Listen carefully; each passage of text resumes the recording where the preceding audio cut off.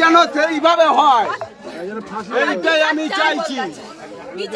যেমন আমরা পরিবর্তন করেছি, বিচারও যেন এইভাবে হয়।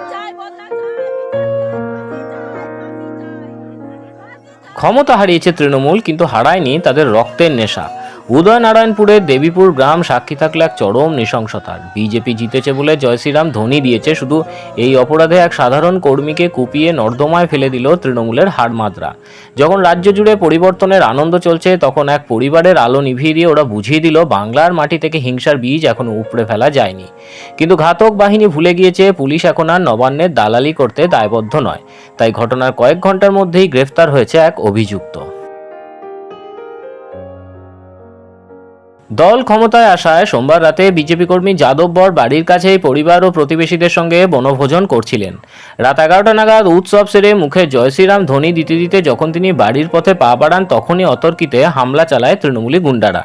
নিস্তব্ধ রাস্তা থেকে তাকে হিড়হিড় করে টেনে নিয়ে গিয়ে ধারালো অস্ত্র দিয়ে যথেচ্ছ কোপানো হয়।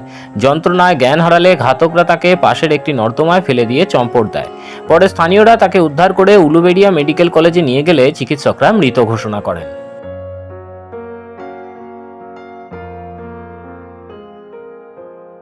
যেন এইভাবে হয়, এইটাই আমি চাইছি। যেমন আমরা পরিবর্তন করেছি, বিচারও যেন এইভাবে হয়। নিহতের স্ত্রীর আর্তনাদ আজ ওই এলাকার প্রতিটি মানুষের বিবেককে নাড়িয়ে দিয়েছে। প্রিয়জনের রক্তে রাঙানো এই ক্ষমতার আস্ফালন আর কতদিন সহ্য করবে বাংলা? জয় জয় শ্রীরাম, মোদির জয়। এর যেন বিচার সলিড হয়।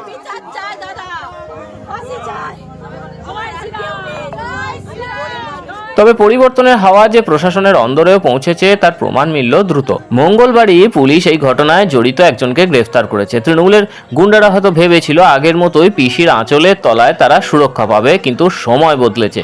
আইনের শাসন যে কত কঠোর হতে পারে তার শিক্ষা এবার পেতে হবে প্রতিটি খুনিকে।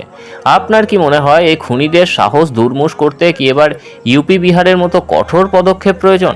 কমেন্টে আপনার প্রতিক্রিয়া জানান। ভিডিওটি শেয়ার করে বাংলার মানুষের কাছে এই সত্য পৌঁছে দিন এবং সাবস্ক্রাইব করে মাধ্যমের পাশে থাকুন।